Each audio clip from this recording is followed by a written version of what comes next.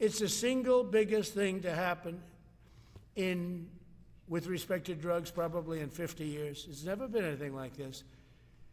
In my first term, I was able to get drug prices down 0.25%. It's the first time in 28 years that they went down. 0.25%. I was so proud of myself.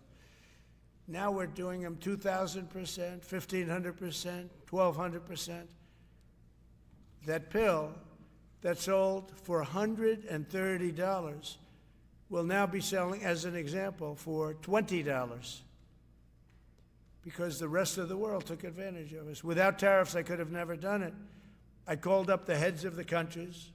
As an example, France, I spoke to a very good man, President Macron of France, and I said, Emmanuel, you have to raise your drug prices. He said, no, we will not do that. I said, you have to. He said, no, I don't want to do that. Look, you're asking me if it go to $10 to $20. You're going to come way down to 20. We don't want to do that. Now, in all fairness, no other president even tried. But if they did try, there was actually a fake story in Stupid USA Today. I didn't even think they make it anymore. I haven't. But I saw a story where Biden was trying to do this. Biden never tried to do it. Biden didn't know he was alive.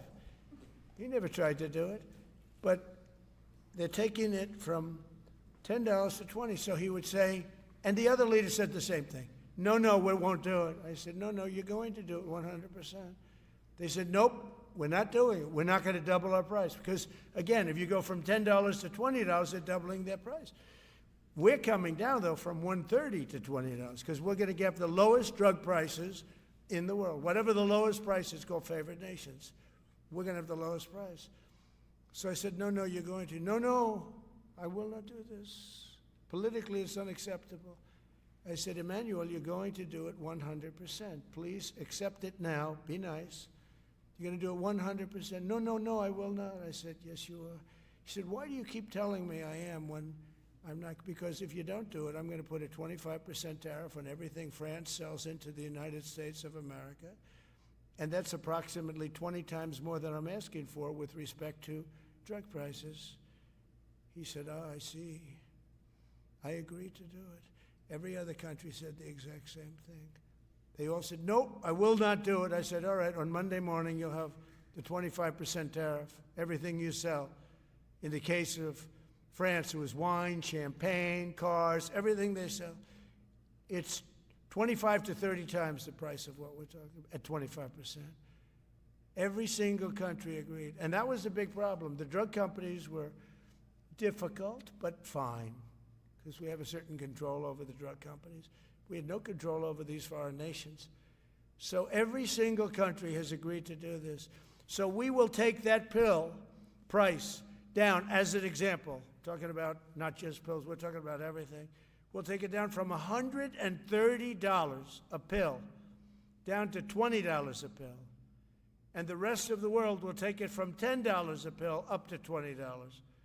It's the biggest thing ever to happen, and it's covered, barely covered in the New York Times because it's a fake newspaper. Yeah. Mr.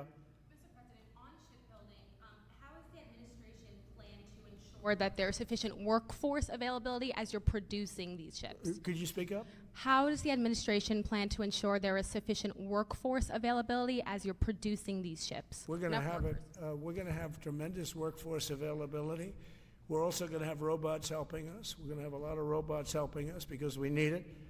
And because we're going to town, we're building a lot between the AI and the auto plants. So we're going to need robots. We're going to have robots, but that's going to help us. We're going to have tremendous workforce. And in order to operate you're always going to need people. You know, you could have robots, but you're going to have to get somebody to start those robots, and you're going to have to improve the robots. But we're going to have robotic factories plus manpower. So we're going to have enough. We're going to need the help of robots and other forms of, I guess you could say, employment. We're going to be employing a lot of artificial things, but the beauty is we're going to have more jobs than we've ever had. Just so you know, a number came out the other day. We have more jobs right now in the United States. More people are working right now in the United States than at any time in the history of our country.